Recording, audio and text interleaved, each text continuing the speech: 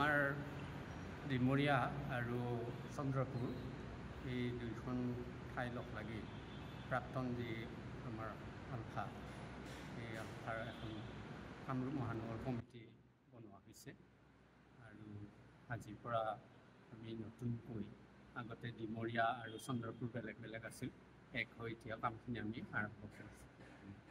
এই মুখ্যতে প্ৰথম আমাৰ পূৰ্ণাংগ কমিটি হৈছে আৰু পূৰ্ণাংগ কমিটিত প্ৰেছিডেণ্টৰ পৰা আদিকে কৰি একেবাৰে এক্সিকিউটিভ মেম্বাৰলৈকে কৰা হৈছে।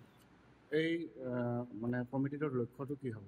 লক্ষ্যটো এতিয়া বিশেষভাৱে আমাৰ যিখিনি প্ৰাক্তন আলফা তেওঁলোকৰ ধৰি লওক এটা সংস্থাপনৰ ক্ষেত্ৰত, তাৰপিছতে সামাজিক দায়িত্বও বহু আছে।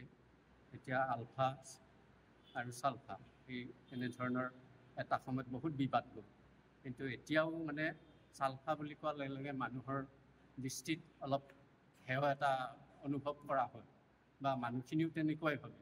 কিন্তু এটা গুলীত আমাৰ জীৱন যায়, তেনে এটা আদৰ্শ লৈ দেশৰ সেৱাত এই আলফাত সোমাইছিল। আজি চৰকাৰীৰ তাগিদাতে হওক, নিজে আমি নিজৰ সাৰ্বভৌমত্ব বিচাৰি যিটো অসম্ভৱ বস্তু, সেই অসম্ভৱক আমি সম্ভৱ কৰিব নোৱাৰোঁ।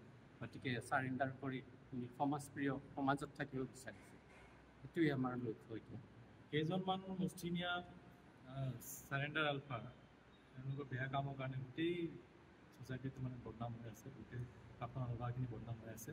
তাৰে কেনেকৈ সমাজক এনে দুই এটা কামটো আমি কৰি আছোঁ আৰু কেনেকৈ সমাজখনৰ হেৰি আগুৱাই লৈ যোৱাৰ কাৰণে আমি আমাৰ ফালৰ পৰা কেনেকৈ অৰিহণা দিব পাৰে তাৰ কাৰণে আমি এতিয়া এক হৈ পেলাই লাগিম।